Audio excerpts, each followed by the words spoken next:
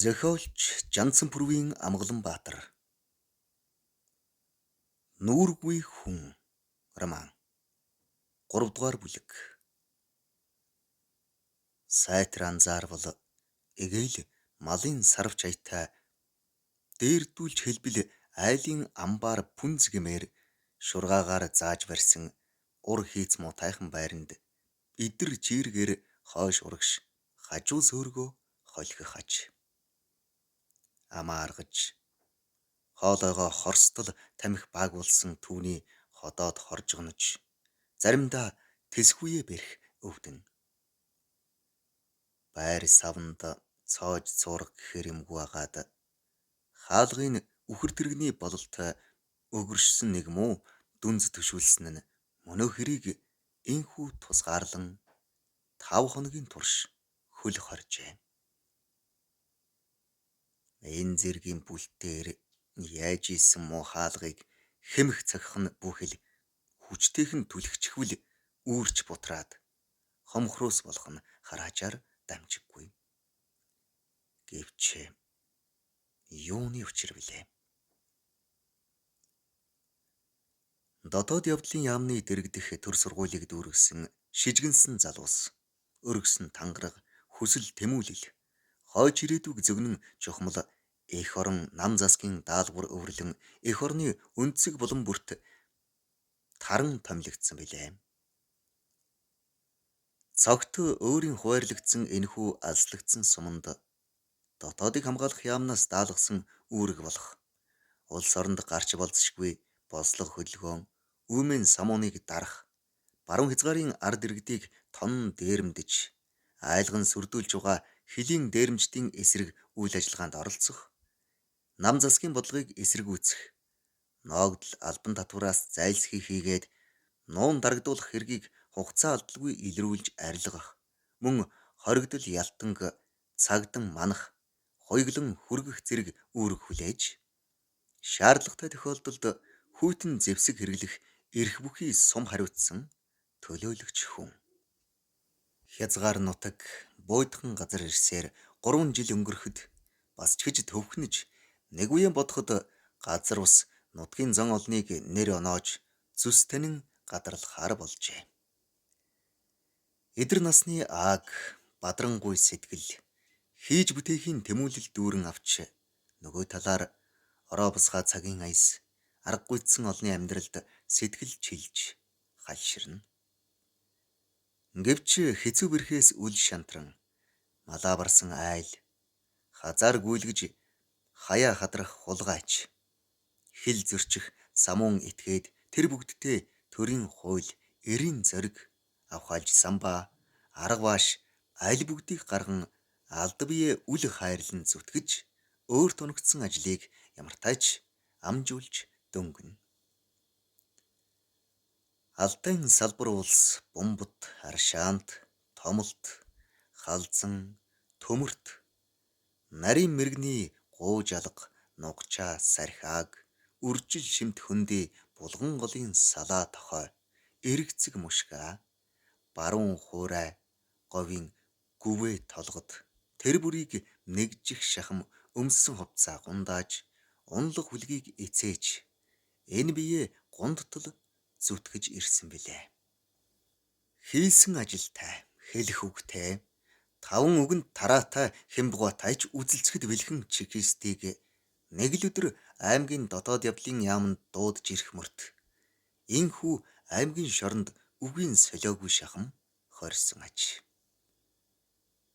Сумын зарлагаас аймгийн дотоодыг хамгаалахад нэн даруй иргэсэн мэдээ авсан тэр өдөр цогт учиргүй адгаж хоног алдалгүй шуурхай гарсан юм. Дээрээс ирсэн удирдамж чиглэлийн дагуу ажил үүрэг гүйцэтгэж хүний урамд нэг удаач болтугай даалгасан ажлыг цалгардуулсан удаагүй тул сэтгэл бардан. Иймд өөрийн дуудсан шалтгаан лавтай сайшин хөхүүлэх байх. Цол нэмж магадгүй гэсэн дэврэн сэтгэлд хөдлөгдөж ямар ч хар сэргүй давхин иржээ. Цогт аймгийн дотоодыг хамгаалах газрын шугшхан дээр хоёр морин уяад дээл хувцаан цэгцлэн дотгошоор боо. Навтгар шавар байшингийн гадаа хэдэн хүн орох ээлж дараагаан хүлээн зогсгаагаад мань хүнийг газрын хаанаас ямар амтан гараад ирвэ гэх шиг сониучрхан ширтцгээв. Цогт онгоц муу дээлээсээ ичж байв. Гуталч гутал. Цайрсан үлмийн бараг цоорч аратал хөлийн ороолт нь цовсонгүй. Малгай үгүй тул муу нагаанан өвөртөлж орхисон билээ. Өөрийнхөө царай төрхийг бусадтай жишин гэрвшин. Үндэ ажил төрлөө амжуулах гэж л махран зүтгэж байснаас гадаад төрхөө анхаарч хэн намайг тоох вүлээ гэж анзаарч байсангүй. Үс толгой нь байдгаар арзааж хээр гадаад тэнсээр хүрлийж харалсан царай нь төдийл олигтой харагдахгүйг тэр мэдэж байлаа. Дотор том дуу гарч хэн нэгний учиргүй загнуулах дуугарч удалгүй хаалгонгойн хамаг хөлсөн цовсон нэгэн бээр humгүй арилж өгөв. Дарга ууртай тул үүдэн цугласан улс нэг хэсэгтээ орж төвдсөнгүй хэсэг азанцгаав. Хаалга дотроосоо түлхэгдэж дотоодыг хамгаалахын даргын ууртай царай цохив. Хүмүүсийг нэг бүрчлэн тойруулж цогтыг оноож харснаа. Эрвгээрээ өлийн дохиод ороход түүнийг өрөвдсөн янзтай харах олны харцанд үдүүлсээр яалтчгүй оров. Нөхөр хошуучийн амрыг ирий. Төлөөлөгч цогт хэмээн илтгэв. Дарга малгайгаа авч ширээн дээр тавин цогтыг үг дуугүй цоо ширтэв. Цогтын ирмэн байдал аль дөрвөн гадаах үүдэнд орж ирэхдээ угцсан хүмүүсийн бараагаар суларсаар энд хүрээд бүр хулчиж орхив.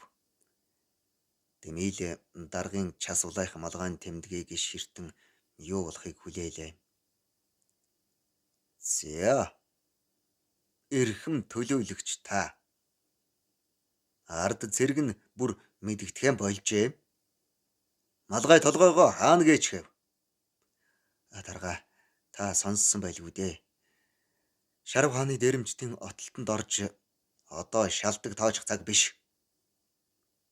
Танай сумд эсэргүү хөдөлгөөн өрнсөн мэдээлэл тун саяхан ирээд байгаа.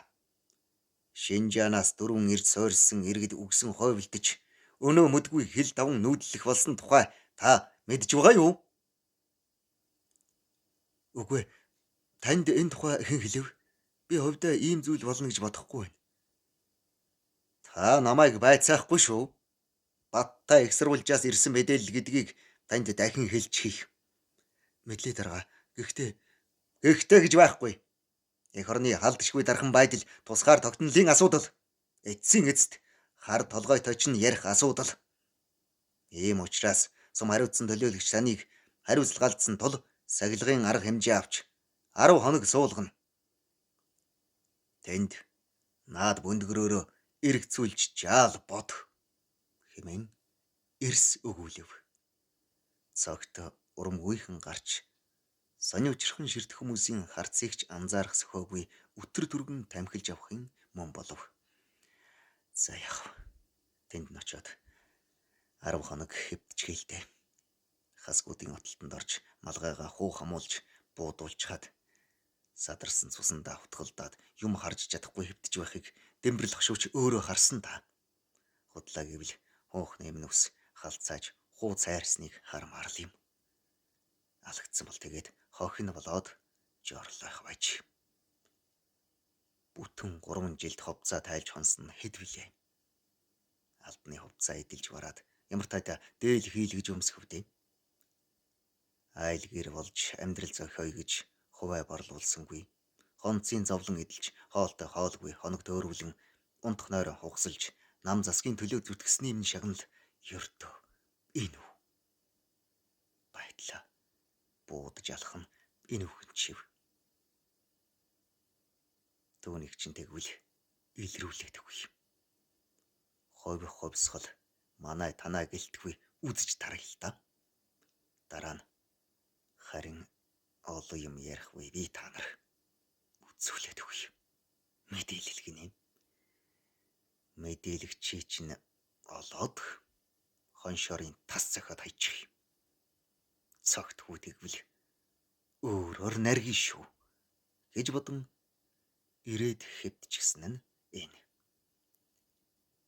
Зэрэгцээ амтэн хүн ярилцах хааныг орилж гууглах дуу гарсан ч хэн юун тухай яагаад хоригдсон нь цогтод огт пайдлийгүй байлаа.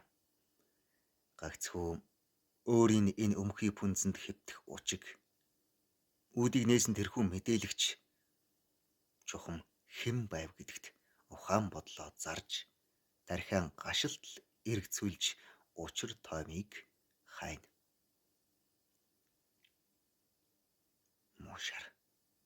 Муушар чийл миний өмнө хөндлсөн өөр хин гэж би арай л хар санаад байна уу? Нэрждийг байхад тэр тэгмгүй. Одоо яалтай. Харгалзагч хааныг үзэгдэнэ. Бас ч гэж дотоод яамны албан хаагч тул онх орхичхож чадахгүй байгаа бол та. Аман цангаж үлдснөөс үе дотор нь харанхуйлж өөрийн ирэхгүй огон гашуун харшилс асгаруулна. Хойгийг дуудан ус авчруулж уумаар санагдсан ч цогтын хор шар хөдөлж энэ ядар байдлаа үрд санаж явахыг хорлонтойгоор хичээн шүд зовно. Гэрээс гарсаар зам гудас айлаар хоноглон бүтэн 2 хоног тууш явж ирсэн билээ. Мөн өдрөө мэнгэн голлон гихчээр айл хунар арч орсонгүй өлөн илгээрээ яарвчлан ирсэн нь энэ. Барагд дийлгэхээс аймаг дээр ороод цайлаад байх танил айл ховор тул тэгсэн хэрэг. Түүний гор өдшин жаал адвны мах хайсан усан шөлөөгч гол цогоо хаж ялдчгүй өлсгөлэн хотоодны ирэхээр мөнөхийн гудрана.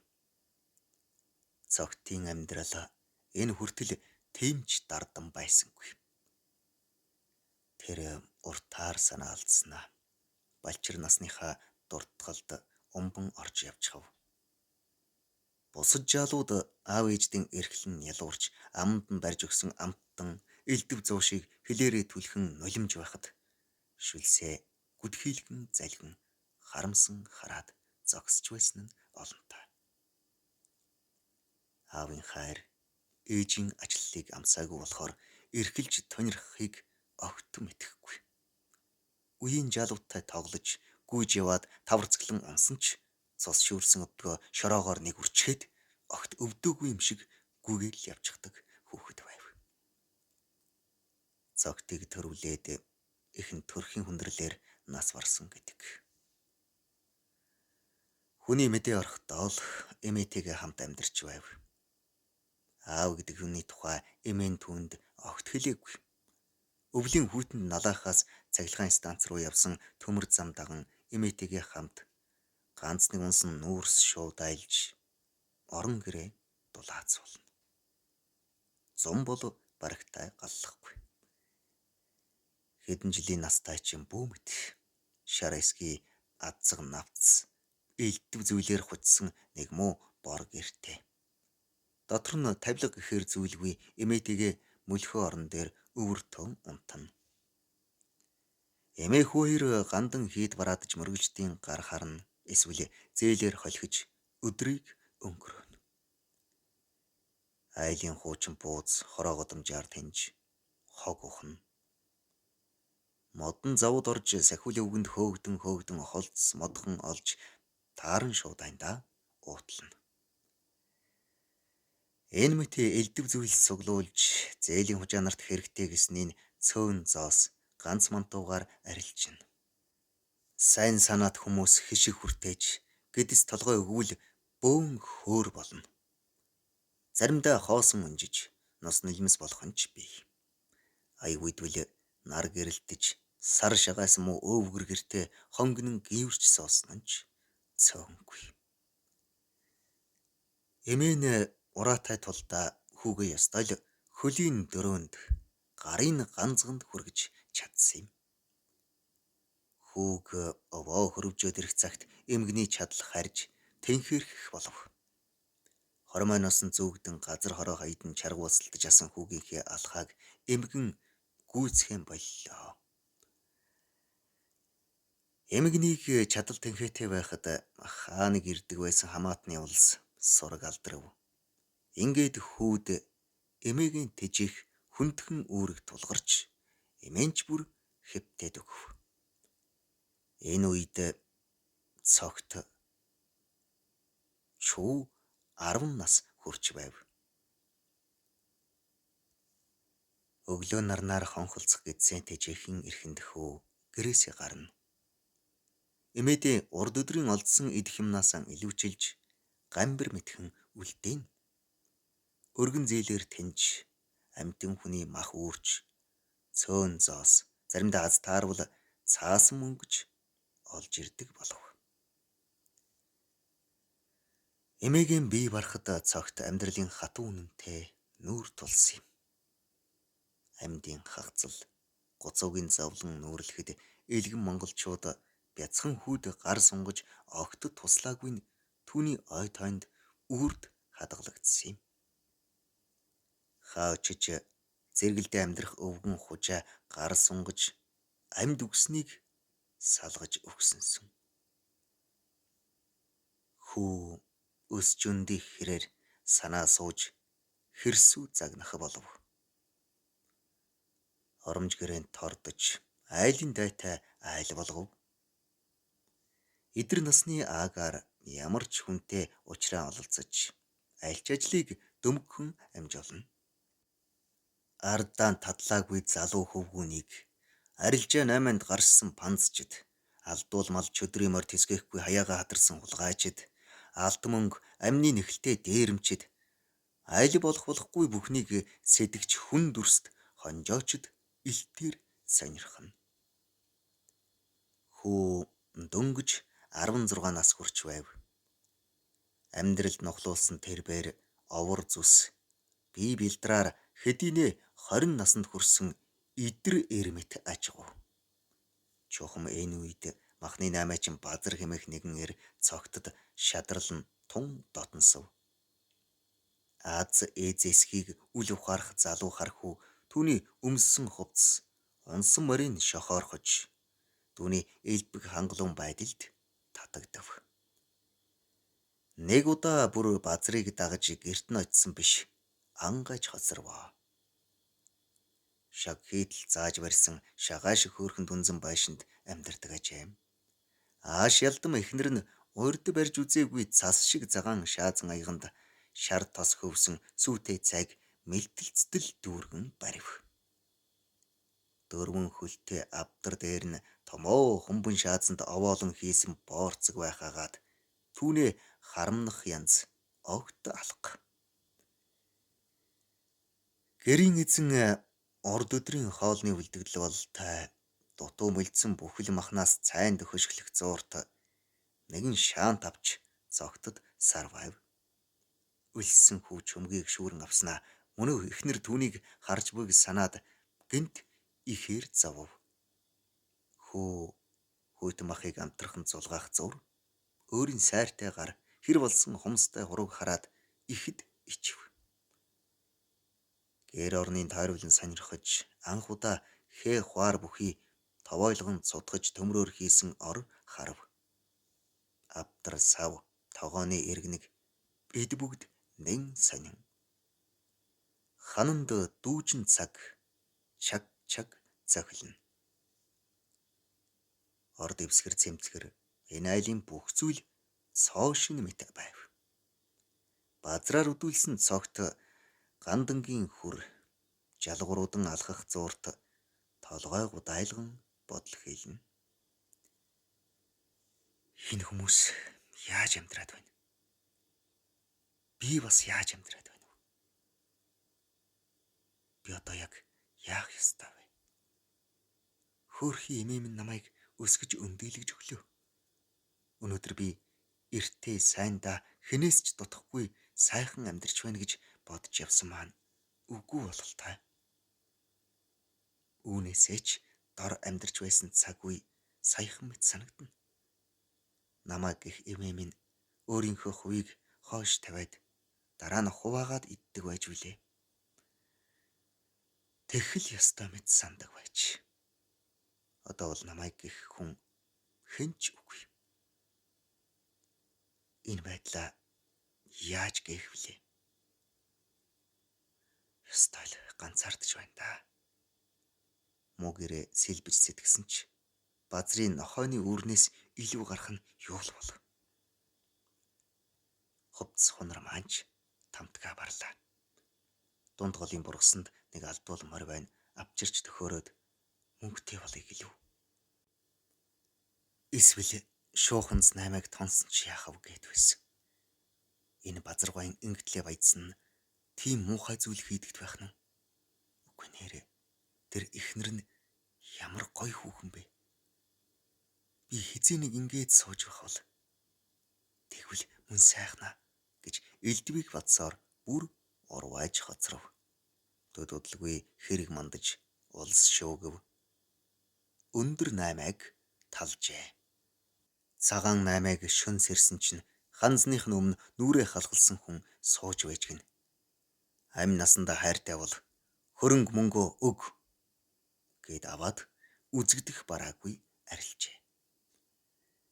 Хэд хэдэн хүн хүч хавсарч дээрэм тонуул хийдэг болжээ. Даваа хужаа нойргүйдээд нүдэнд час улаан хизээ мэдгүй тонуулчдад алуулах нь гээд хэцүүдж байгаа юм баха. Сүүлдээ бүр монголчуудаа дээрэмдэж гин товарчдын отог дээр хэсэг бүлгээрээ явж очоод тарган ирэг гаргуулж идчихэд гэз дотрыг булуулсан байна. Ингэж ч Монголоо алдах гэж хэмээцгэн. Цогт амханда базрыг сэжгэлвч цаадах нь юур тоохгүй. Тэр тухайч ам ангаахгүй ажиллаа хийх нь сонин. Ингэж байтал зүс таних хайныг дорж гих цогтоос 1-2 ах болов гэмээр хүү ирж уулзав. Урд хайныг доржид хань болж амгаланд байдаг ихчийнх нь гэрлүү явж угаад хятадын ирлиз хэдэн банд нартай халз таарч үлээ. Хараа жилд боргожсон тэд байцаан хоолтой шоох үз нарыг ядах юмгүй ганц цохиж унган зодчход мөнөх айлдаа очиж хоол идээд буцсан юм. Дэмдээ ч хайныг дорж цогтод сайнаар барахгүй нодрог хэмээн цоллож тэр нэрээрээ дуудах болсон билээ. Өсгөлүүн биетэй хүүг олноороо нэрчгүй нодрог гэж дуудах болсоор удаж буй билээ. Хүү базарт хандан базаргай. Миний үүргийн мах дууссан шүү. Найз маань ирсэн болохоор одоо ингээд явлаа гэд толгойд охив. 2 залуу алгасаар тасганы овоон дээр гарч ирлээ. Хайныг дорж нэгэнтээ зорж ирсэн тул цогт асуунгүй харж сууна. Энэ хүртэл тэр барагтай үг солихгүй чухал царайлсаар ирсэн тул цогт баахан гайхаж байв. Олон үхт далан хагархай гихчээр элдв бусыг дэлгэж цуурч явдаг тэрээр энэ удаа амаа өдүүлсэн мэт байх нь гайхалтай. Манер нилээд дөвчин өврөө сөөлж ховор үзэгдэх хятад шаазан хөөрг гарган тамхилв. Хөөргийг буцаан барихад өнөө 2 хуруугаараа намжирдан чимхэж шуд татснаа ихэмсгээр хоолой засав. Яриа эхлэх янзтай байснаа учиргүй олон найтайв. Найтаж арай ч айдтал цогт түүнийг шоолж инээдээ барьж чадлагүй удтал хөхрөв. Хоёул нийлж баахан хөхрөөд саяныг амс хийлээ. Хөө өгсөн хойноо чамаа чин овоо ир болж үдэ гэсэн чинь ялахгүй амтан байжээ. Хамрынхаа тамхинд хахаж өгвөл ямар юмных нь эр хүн байх вдэ. Харин тэглээх. Нудрага чи бид хоёр хизээ нэг овоо шиг эр хүн болцоход тамхилаа сууж байх юм бол доо гэд дорж игнэхэд. Харин ээ. За илүү ярих юмаа хэл гэж цогтыг шаардахад анхнаасаа мундаг эр болж сүр бараатай ярих гэсэн санаа нь бүтээгүй эр. За ихөө одоохон гэд цогт руу нухацтай харж муу явхаар сайн үх гэж дуулсан уу? Би дээр уг нь чамд цохийлгасан. Миний нэг хуурай ах байдаг гэж хэлсэн дээ. Ихэрээ. Тийм. Бараг л торой банд шиг сайн эргэлв гэсэнд гайнагд орж эзгүй газар хэрнээ ийш тийш хараачлан шивнэх шахам дуугаар. Нудрага. Өөр ч бас нүнжигтэй ах нар байгаа. Чи бидэнтэй нэгд. Алийн болгон ингэж айл амтанд зарагдаж мах үүрч явах юм. Би ч уг нь бодоод л байна. Бодоод богийн шир дөрв болчиход байна. Над чиг хувц сунар муутай хүнийг хинч тоох вүлээ. Харин тэгээд хэлээд байна шүү дээ. Энэ хар гэд хөөргөө өвтөлснөө. Ахин нэг зүйл сойлон дайлан аятаа уут гаргаж ирв.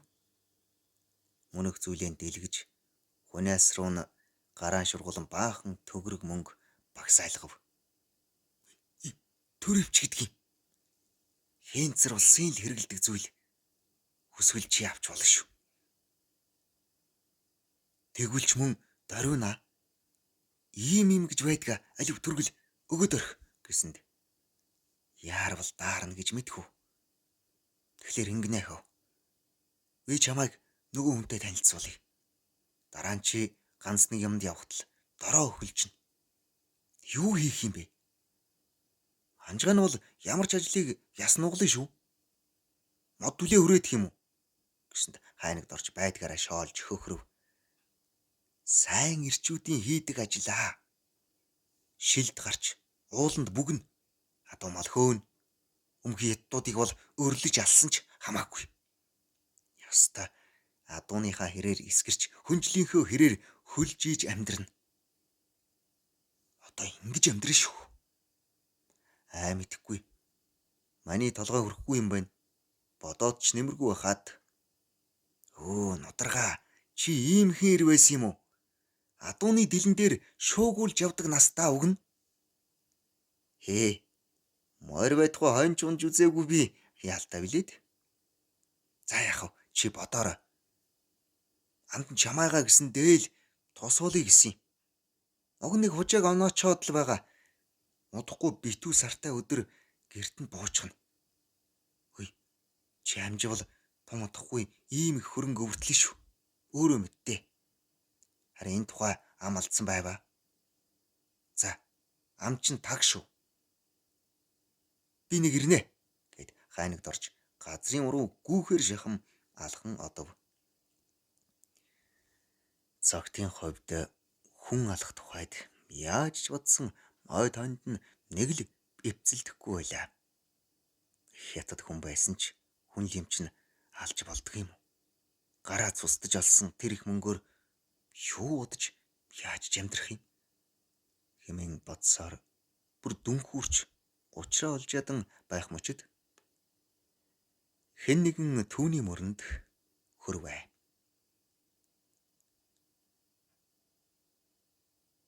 Цогт гараад ир гэсэн чанга дуугарав. Шоронгийн хаалга хягтан дуугарч үзүүртэй хутган жад бүхий буу хөндлөн барьсан хуйг арнаруунаас нь яврахад өөрийн ирэхгүй ураг шалхав. Урд хонглоор хааныг араасан явжуулсаар мухрын хаалганд хүрлээ. Хуйг хаалгыг нээхэд мөрдөс дээр олон таван шив бүхий цэргийн дарга огтов. Хуйг түүний араас хүчтэй нудран ширээнээс холгүй байх мухар матан сандалд суулган мөнөөх байцаагчид тов хийдэл яслаад гарч одов. Огт аниргүй хоёул хэсэг суулаа. Цэргийн дарга угтаан бол махны 8-аачин базар байв. Чингэж өнчин өрөвдлөхүүгийн хэтийн заяа тодорч хожмын зам мөр тэгшэрсэн юм. Чухамдаан хашир офицер олны хөл газар тандалт хийж явхдаа хүй хай гэх хүнгүй элдв итгээд хүмүүст олзлогдож учир замаа алдахгүй гэж өсвөр хүүд тал шагнаж байсан хэдий ч нөгөө талаар түүнтэй сэжиг таавар бүхий улс харьцаж юу магад гэж сэжиг таавар гаргаж байсан нь мөнхүү хэрэг болсаажээ. Улаанбаатар хотод удаа дараа дээрэм тонол гарч газар аваад байсан билээ. Мөн хот руу орж ирэх замуудыг угтаж малын хулгайч гарч дотоодыг хамгаалах байгууллага өөрийн бүтэц цагдан сэргийлэх байгууллагатайгаа хамтарч ажиллан бүрэлдэхүүн томилж уг ажиллагааг Ахмад Базар удирдан амжилттай хэрэгжүүлсэн нь энэ аж. Ахмад Базрын ууггүй ажиглалт, зөв тооцоолол, бүлэг дээрэмчдийн цаашдын хандлагыг зөв тооцоолсноор ард иргэдийг гэмт халдлагад өртөхөөс хамгаалж чадсан юм. Энэхүү балчир насны дурсамжаар хөглөгдөн төлөөлөгч цогт хэсэг чадахгүй тайвширсан ч түүний хоолойд хий бүлэх тэгэлдэж гороосоор л байв. Хүний бурхан өөрийн бүг хоёр адилдан адил годилдон годил гэгчээр өсгөөс аваад идвгээ хүртэл туулсан амьдралаа хэн хүний ханьгүй барсан тэрээр хүмүүсийг гих халуун сэтгэл нь бүүдийж байгааг л мэдэрч суулаа.